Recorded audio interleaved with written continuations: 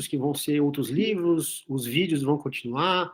A ideia é simplesmente que a gente utilize o Evangelho como pilar, trechos específicos, sem a leitura como um todo, e aí sim trabalhar expandindo, né, o entendimento do Evangelho, porque é justamente essa a ideia da doutrina espírita, que ele começa com os livros básicos do Allan Kardec, e depois ela vai se proliferando, ela vai aumentando aí com o advento dos médios, né, do Leon Denis, e em outros médios que vieram, Chico, Divaldo Franco, são os mais da última geração, mas ainda tem grandes médiums lá para trás também.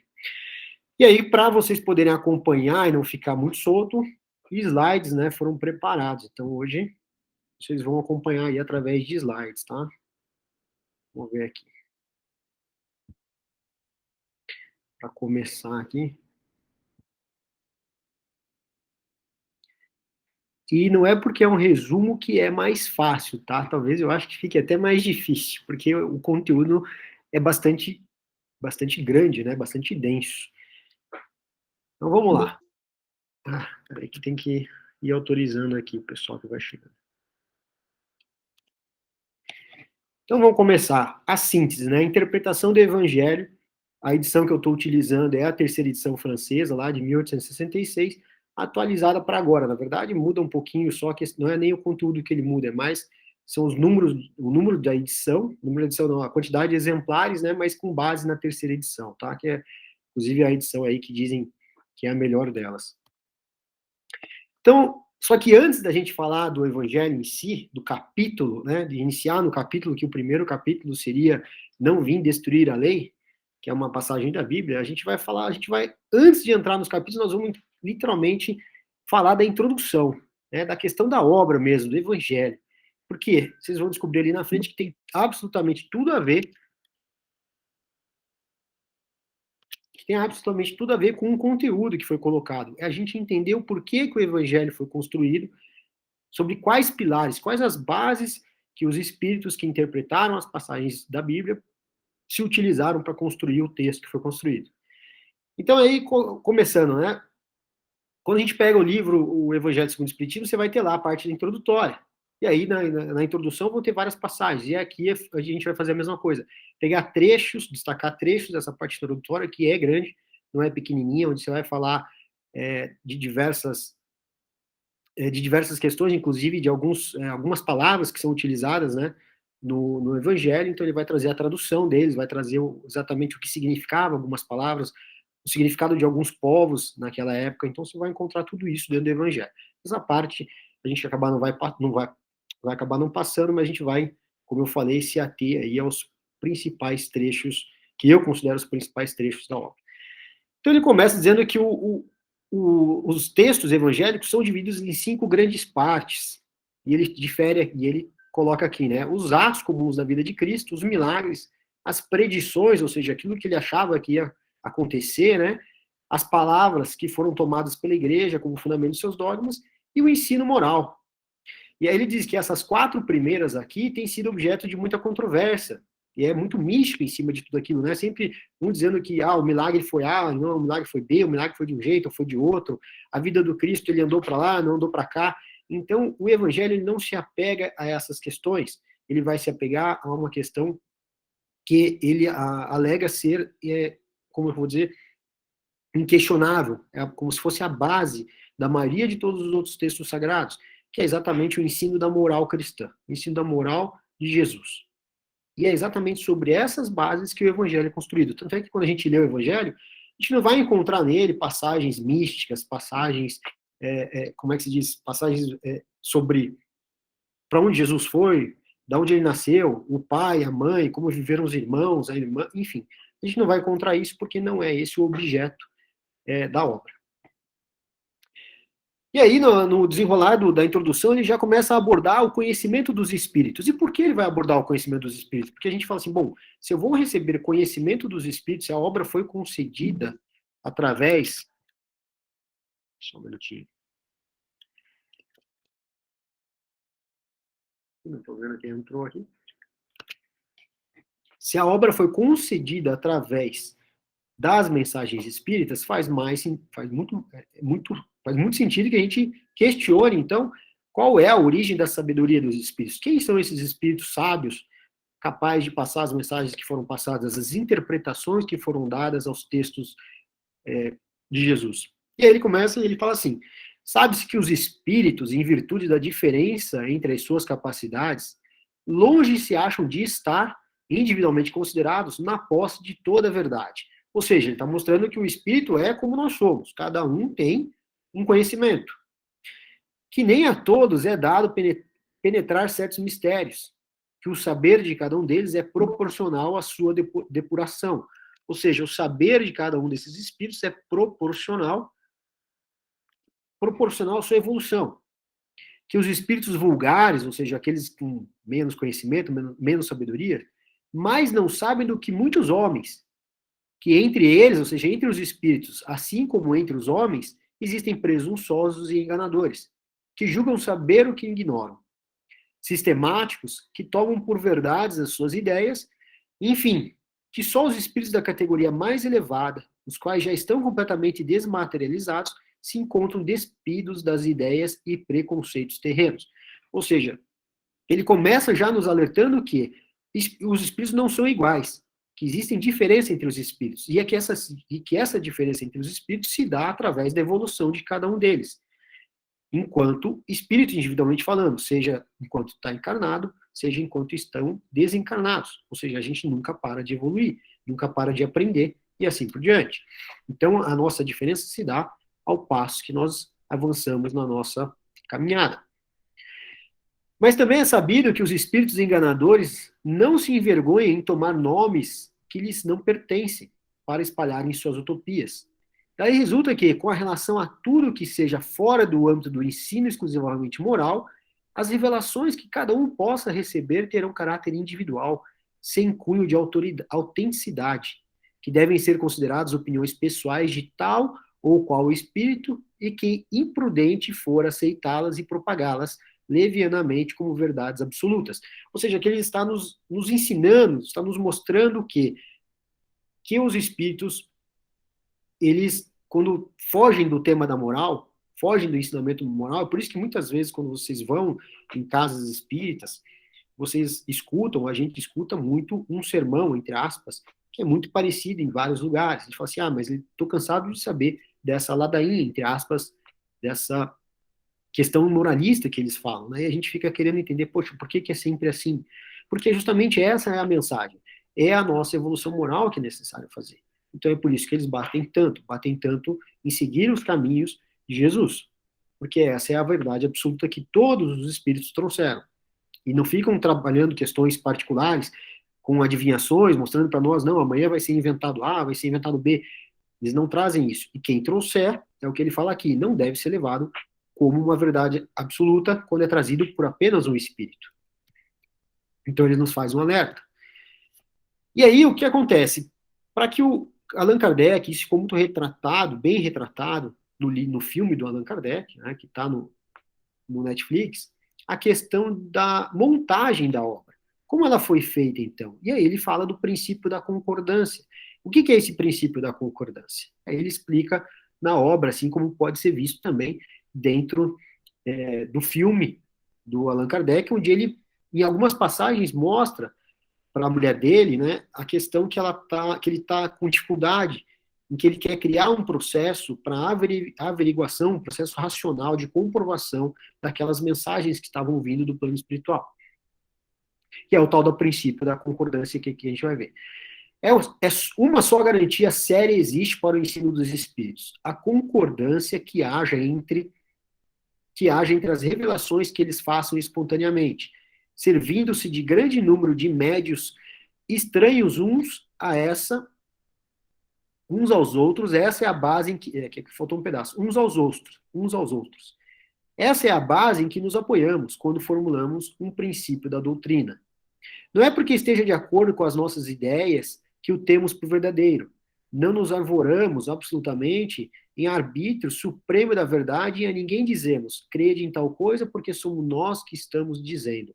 A nossa opinião não passa aos nossos próprios olhos de uma opinião pessoal, que pode ser verdadeira ou falsa, visto que os outros em vários lugares. Aí ele vem assim, não nos consideramos mais infalível do que qualquer outro.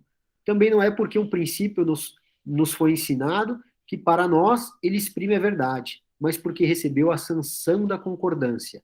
Então, aqui que ele vai estar explicando o que é a concordância. Com extrema sabedoria procedem os espíritos superiores em suas revelações. Não atacam as grandes questões da doutrina, senão gradualmente, à medida que a inteligência se mostra apta a compreender a verdade de ordem mais elevada e quando as circunstâncias se revelam propícias à emissão de uma nova ideia. Então, o que ele está falando aqui, né, que os espíritos, eles não, simplesmente naquela época, não chegaram e abordaram tudo que eles podiam abordar, não passaram tudo que eles podiam passar, por quê? Porque não havia condições de se compreender tudo que estava sendo dito. Se 2000 anos atrás, quando Jesus falou por parábolas, já não era possível, se Moisés, quando foi lá no monte falar também sobre os 10 mandamentos, não só os 10 mandamentos, mas toda a lei de Moisés, o ser humano também ficou tentando entender o que estava lá sendo dito. Agora, tantos anos depois, mais de 2000 anos depois, continua o mesmo desafio. O ser humano não está preparado, não está evoluído ainda para receber tudo que tem que ser recebido. Por isso é que, logo de princípio, não disseram tudo. E tudo ainda, hoje, não disseram. Jamais cedendo à impaciência de muitos afoitos que querem os frutos antes de estejarem maduros. Os espíritos levianos, pouco se preocupando com a verdade, a tudo respondem. Daí vem que, sobre todas as questões prematuras. Ixi, agora ficou escondido aqui.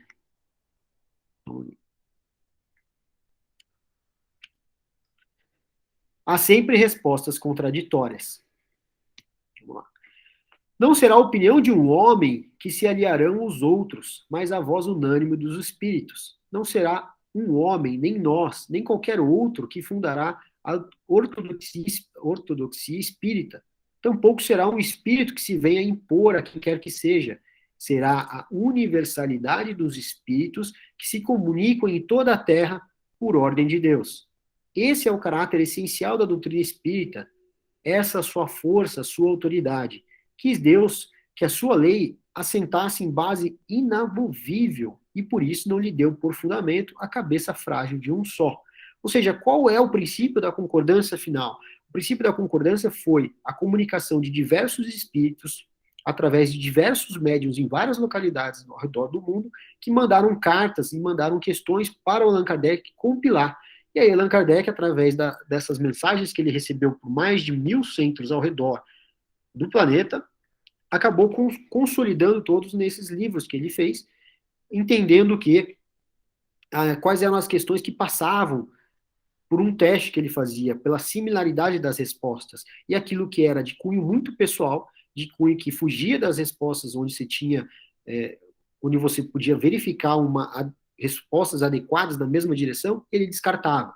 Então foi um trabalho de muito filtro que foi feito. E esse foi chamado princípio da concordância. É a mais pura verdade.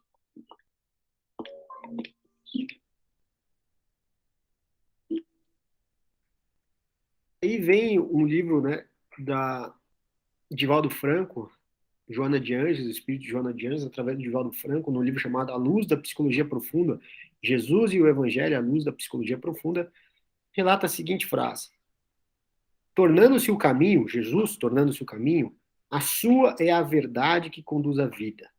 Na conquista desse objetivo, ou seja, da verdade da vida, não importam os preços e os testemunhos, ou seja, aquilo que você vai passar, os impositivos das leis, mesmo quando arbitrárias e injustas, porque são transitórias. Diante da consciência cósmica, a escala de valores é feita mediante condutas essenciais. Que é justamente aqui, né, na cena que a gente estava olhando, onde Allan Kardec, ele começa o filme na dúvida, começa o filme se questionando, ainda tem muitas coisas na minha cabeça, ainda não consigo acreditar nessas mensagens. Será que são falsas? Será que são pessoas mentindo? E ele vai estudar, estudar, estudar e chega à conclusão de que aquilo é verdade. Então, e lá no final vem uma questão da queima dos livros. Se vocês verem o filme, vão ver que existem diversos obstáculos que o Allan Kardec enfrenta, desde a igreja, desde N adversários que aparecem, até a vaidade de diversos médiuns aparecem para tentar, de certa forma, derrubar o trabalho dele, interromper o trabalho dele. Mas ele persiste porque ele acredita, continua, e no final ele diz que vale a pena. Na mensagem que existe no Livro dos Espíritos para o próprio Allan Kardec é justamente essa, de que tudo que ele vai fazer, talvez ele não visse durante a vida dele, ele não visse resultado, mas a semente que ele estava plantando geraria resultado na vida futura. Não só na dele, mas nas pessoas, na obra que ficaria. Então, com a queima do livro, significa exatamente o que aconteceu com Jesus também. A morte do objeto, do físico, não mata a ideia. A ideia prevalece, por quê? Porque ela é forte. Agora, eu sempre me pergunto aquelas questões, no começo, quando eu estudava, eu vivenciava, eu sempre pensava, e será que tudo isso que eu estou estudando for mentira? Será que tudo isso que a gente lê no livro, no Evangelho, no livro dos Espíritos, ou qualquer outros livros do Chico, de Valdo, seja quem for, e se for mentira? E aí eu comecei a traçar uma averiguação, uma razão. Tentei encontrar uma saída para essa minha questão, né? E eu encontrei duas. Uma delas é, todo livro que eu leio, se não tiver paralelo com o Evangelho, ou seja, se não estiver focado no ensinamento cristão, se não estiver focado na moral da evolução do ser humano, do espírito, ele já está num caminho diferente. Então, os livros que traziam muita mística, eu acabei descartando.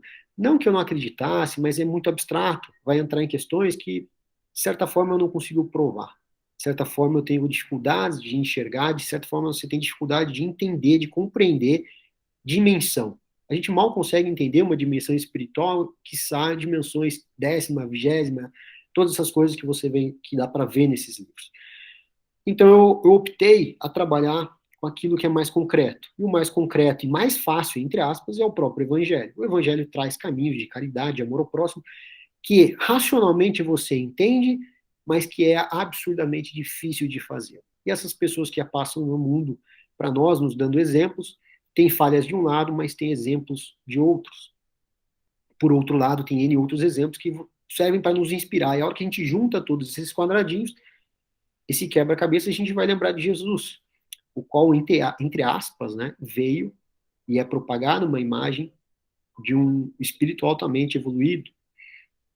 E aí a segunda questão que eu tracei para mim foi, como entender então se isso é verdade? Será que eu consigo acreditar nisso? E ao terminar as leituras, no avançar das minhas leituras e dos estudos e das práticas dentro do centro espírita, eu concluí a seguinte coisa, que se eu duvidasse de tudo que eu estava lendo, mas, ao mesmo tempo, a partir do momento que eu comecei a praticar um pouco da caridade, ou entender que os preceitos que o Evangelho traz, que é do amor ao próximo, que é da caridade, a hora que você começa a pensar nesses preceitos e você fala assim, peraí, mas esses preceitos têm sentido. Quando você faz isso, quando você experimenta isso e partindo do princípio que todos somos iguais perante Deus, essa sementinha está dentro de cada um de nós. Então, essa sementinha que está em mim está dentro de todo mundo. Então, essa sementinha do bem-estar, essa sementinha da caridade, desse bem-estar que é gerado através dos nossos atos de amor, de compaixão com o próximo, ela acende dentro de nós uma energia, uma alegria que é praticamente imensurável. Então, quando a gente faz alguma coisa e a gente se sente feliz em fazer esse alguma coisa para com o próximo, existe dentro de cada um de nós. E aí eu falei, bom, se isso é verdade, e a filosofia do Evangelho basicamente é em cima disso. É o seu pilar, onde tanto é que ele traz, né, fora da caridade, nossa salvação, e não fora do espiritismo, nossa salvação. Tanto é que ele não se preocupa com isso em diversas passagens, ele traz. Tem até um exemplo, ele fala assim, ele é espírita? Fala assim, não, pouco importa, importa o que ele faz. Então, a partir do momento em que a gente percebe que fazer o bem nos faz bem, aí eu comecei a perguntar, mas espera aí, que outra coisa existe dentro do evangelho que não é justamente isso? Então eu falei assim, será que realmente não é verdade? Em vez de eu, pô, será que é mentira? Hoje eu já estou muito mais do lado da verdade do que qualquer outra coisa. Por quê? Porque você experimentando, você vai ter essa sensação, e a sensação é o que eles te prometem, é o que eles dizem, é o caminho que eles nos mostram. Então, seguindo esse caminho, você fala assim, bom, faz sentido, por que duvidar se, ao praticar os passos que eles indicam, você sente justamente aquilo que eles estão indicando, você sente que é justamente esse é o caminho. E quando às vezes a gente briga com alguém, a gente fica com aquela sensação triste, com aquela sensação de culpa, que é justamente o que ele mostra, que é o contrário do amor, né? Existe a raiva, o ódio e tudo isso, e que você tem que perdoar. E quando você perdoa ou é perdoado, de novo nós nos sentimos bem, que é justamente o caminho que o Jesus aponta. Então não sei, não vejo por que duvidar. Ah, não, mas vamos duvidar então de que foram espíritos que escreveu. Tudo bem, seja lá quem escreveu, escreveu de acordo com os princípios de Jesus, porque os conceitos são os mesmos. Os conceitos levam exatamente para a mesma alegria que nós tanto buscamos aqui. Então, hoje eu consigo olhar isso, as minhas leituras são com base no paralelo do Evangelho, porque o Evangelho traz aquele caminho do qual eu acredito hoje, por experimentar. Lógico que eu não experimento plenamente, eu experimento os dois lados, tanto a dor quanto o amor, nas suas mais diversas formas. Mas dá para ver que quando a gente está do lado do bom, do gostoso, do amor, da compaixão, existe uma luz dentro da gente, né, um sentimento que se amplia dentro de nós, que faz com que a gente sinta que esses passos são verdadeiros.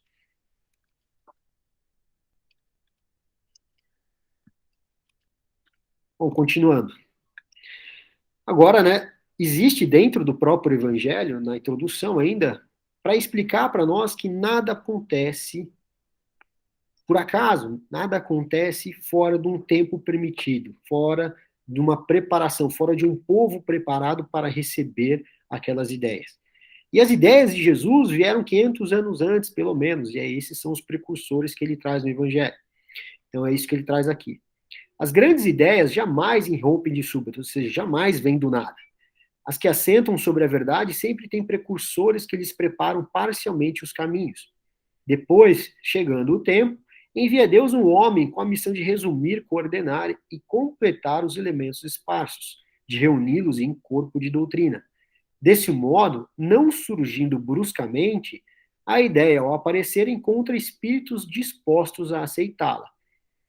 Tal que se deu com a ideia cristã, que foi pressentida muitos séculos antes de Jesus, e dos essênios, tendo por principais precursores Sócrates e Platão. Sócrates, como Cristo, nada escreveu, ou pelo menos nenhum escrito deixou. Como Cristo, teve a morte dos criminosos, vítima do fanatismo, por haver combatido os preceitos religiosos.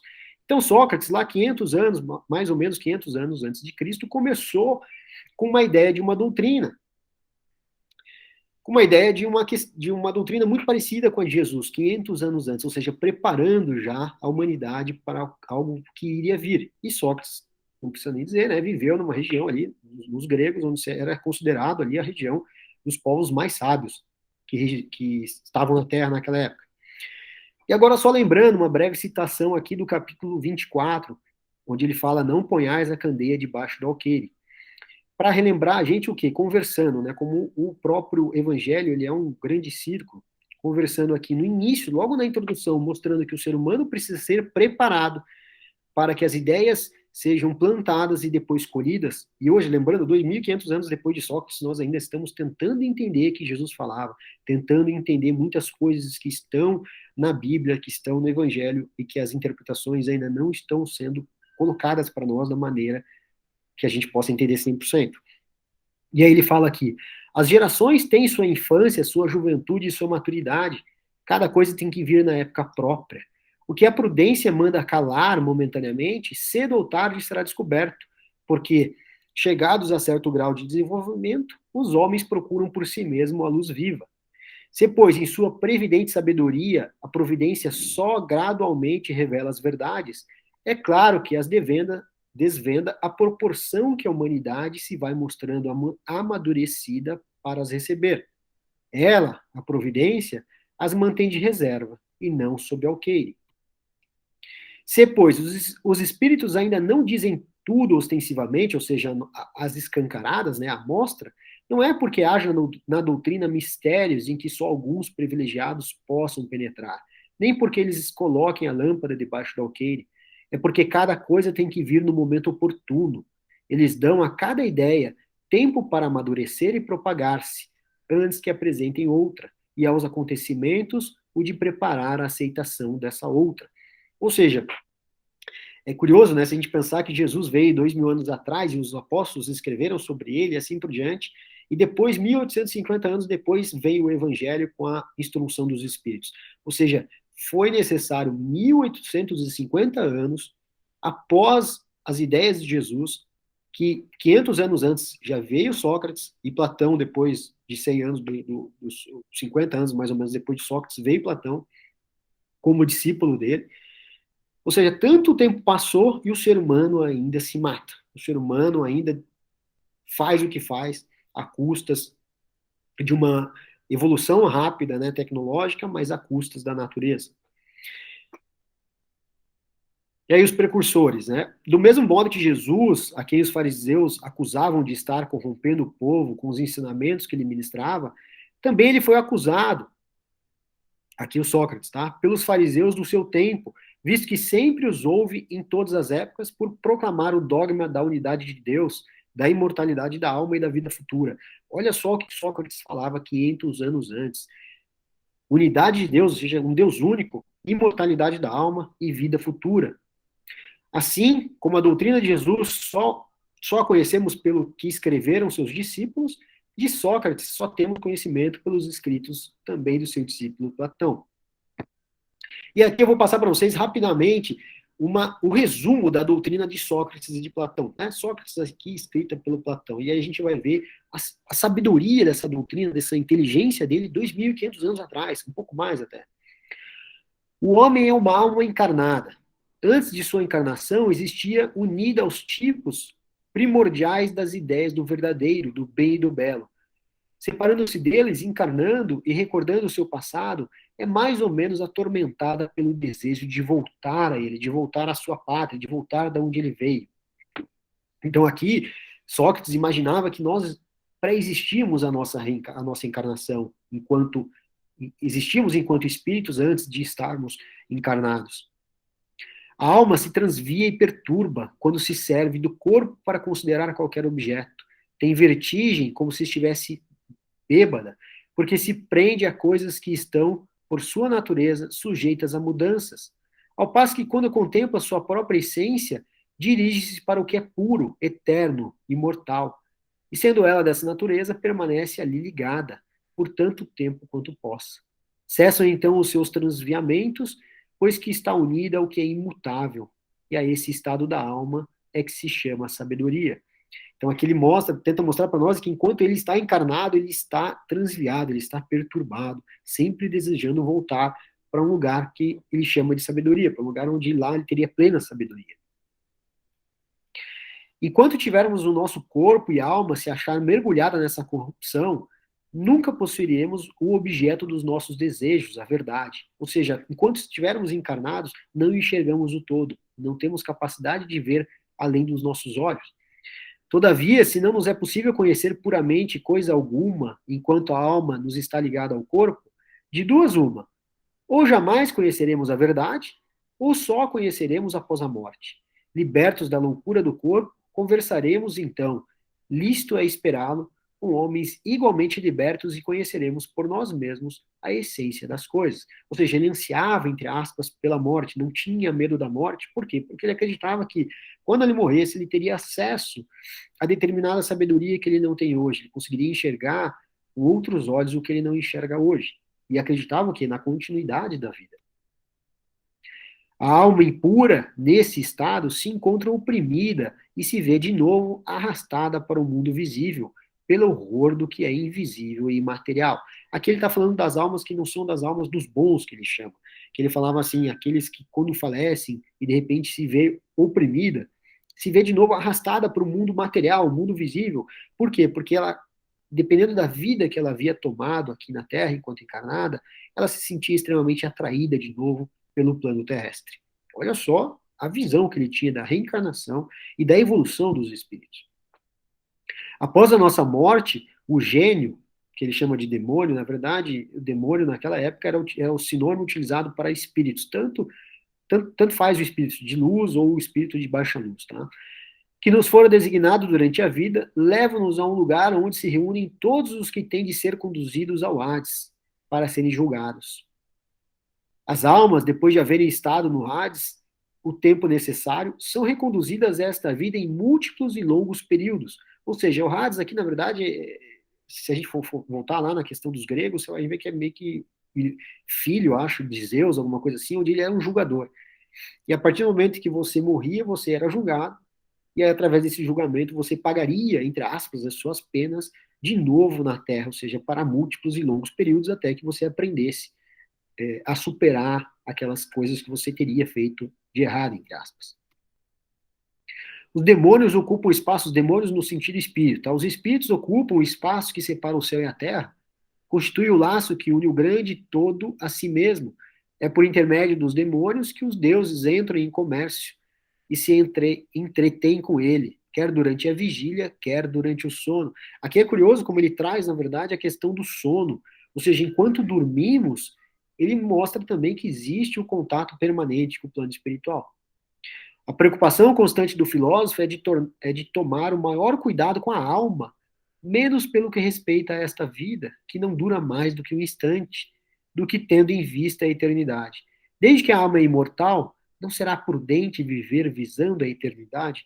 E aqui ele traz uma questão muito trazida também no Evangelho, na Bíblia, onde a gente vê as passagens dizendo o seguinte, que o ser humano tem que dar muita atenção para os valores da alma, mais do que ele tem que dar valor para aquilo que é passageiro, transitório aqui na Terra.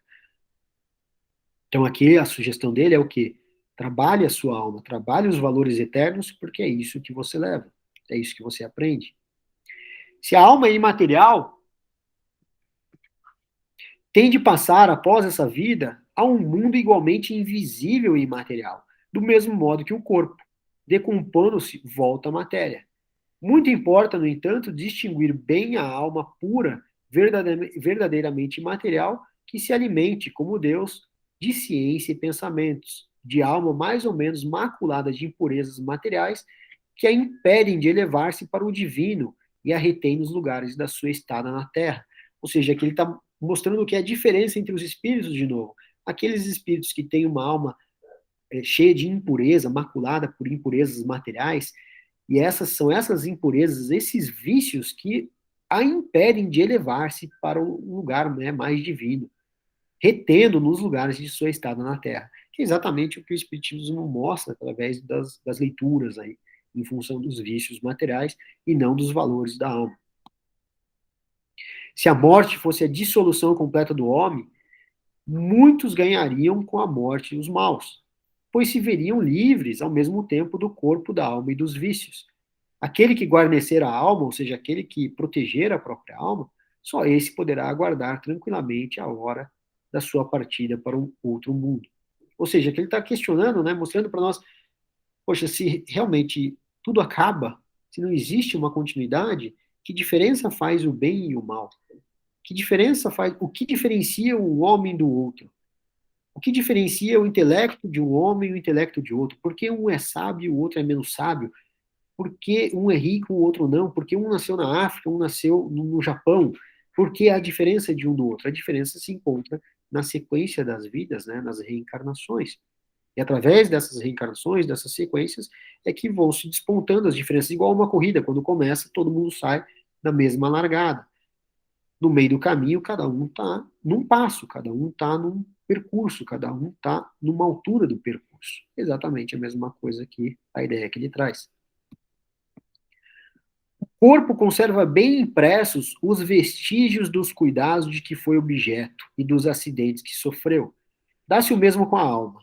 Quando despida do corpo, ela guarda evidentes os traços do seu caráter, de suas afeições e as marcas que lhes deixaram todos os atos de sua vida. Assim, a maior desgraça que pode acontecer ao homem é ir para o outro mundo com a alma carregada de crimes. Essa parte aqui, esse item 10, para mim, é o que mais me impressiona na filosofia do Sócrates. Por quê?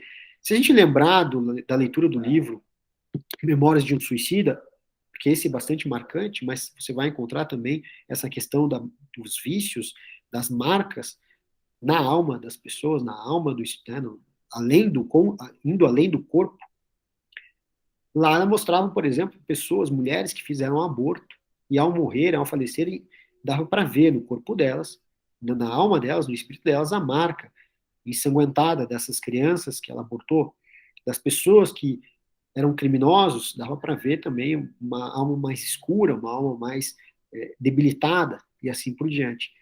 E aí, de repente, Sócrates, 500 anos antes de Cristo, ou 2.300 anos antes das revelações dos Espíritos, já trazendo esse conceito. De duas, uma: ou a morte é uma destruição absoluta, ou é a passagem da alma para outro lugar. Se tudo tem de extinguir-se, a morte será como uma dessas raras noites que passamos sem sonho e sem nenhuma consciência de nós mesmos. Todavia, se a morte é apenas uma mudança de morada, a passagem para o lugar onde os mortos se têm de reunir, que felicidade é de encontrarmos lá aqueles a quem conhecemos. Ou seja, aqui ele está dizendo, se não existe, se a morte põe um fim a tudo, é como se a nossa vida não tivesse valor. Agora, se é apenas uma passagem, né, se é apenas uma mudança de endereço, que felicidade vai ser a de podermos encontrar quem conhecemos do outro lado. Nunca se deve retribuir com outra uma injustiça, nem fazer o mal a ninguém, seja qual for o dano que nos hajam causado. Poucos, no entanto, serão os que admitam esse princípio, e os que se desentenderem a tal respeito nada mais farão, sem dúvida, do que se voltarem uns aos outros mútuo desprezo. Aqui a gente tem diversas passagens também, né, na Bíblia, onde diz, facei com o próximo, né, o que você... Aquela passagem diz assim, não faça com o próximo o que não quer que faça com você. A questão do perdão também tá bastante implícita aqui. E de você nunca pagar alguém com a outra moeda, para você dar a outra face. É aquela passagem que você é agredido e você dá a outra face, até você ensiná-lo. Nas cenas do filme da semana passada, a gente mostrou o filme Somos Todos Iguais, aquela mulher que busca acolher aquele mendigo, o sem-teto, mostra justamente isso. Ele era agressivo com ela e ela amorosamente foi cativando, até transformá-lo. É pelos frutos que se conhece a árvore. Toda ação deve ser qualificada pelo que produz, qualificada de má quando dela provém a mal, de boa quando de origem ao bem. Bom, aqui está mais do que claro também, mais do que só muda um pouco as palavras, mas aparece direto também nos textos evangélicos a questão da vinha, né, a questão da produção do bem, onde você faz alusão ali à árvore, aos frutos. A riqueza é um grande perigo. Todo homem que ama a riqueza não ama a si mesmo, nem ao que é seu. Ama uma coisa que lhe é ainda mais estranha do que o que lhe pertence. E aí no Evangelho você vai encontrar o capítulo também onde ele vai falar que o homem não pode servir a dois senhores, a Mamon ou a Jesus. A Mamon, na verdade, é o nome que se dá à riqueza. As mais belas preces e os mais belos sacrifícios prazem menos a divindade do que uma alma virtuosa que faz esforços por se lhe assemelhar. Verdadeiramente justos e retos só são os que, por suas palavras e atos, cumprem seus deveres para com os deuses e para com os homens. Ou seja, aqui, de novo, a filosofia da ação, a filosofia das palavras e dos atos, e não simplesmente belas preces e belos sacrifícios, porque isso nada tem valor, isso é a forma, é como se prevalecesse a forma sobre o conteúdo, que foi justamente o objeto do capítulo 27 que nós discutimos, que o conteúdo e a ação que faz a diferença para a divindade. Chama o homem vicioso a esse amante vulgar que mais ama o corpo do que a alma. E aqui o corpo é no sentido material das coisas. O amor está por toda parte na natureza, que nos convida ao exercício da nossa inteligência. Até o movimento dos astros o encontramos. É o amor que orna a natureza de seus ricos tapetes. É ainda o amor que dá paz aos homens, calma ao mar, silêncio aos ventos e sono à dor.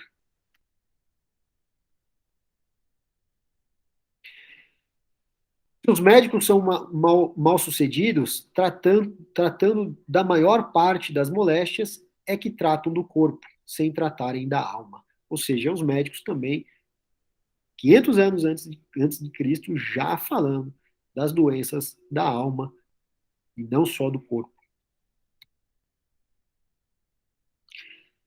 Bom, gente, semana que vem a gente vai entrar no capítulo Não Vim Destruir a Lei. E aqui eu não vou antecipar, porque senão a gente vai longe aqui, porque o capítulo traz, logo de cara a gente já vai trazer interpretações aí de outros textos.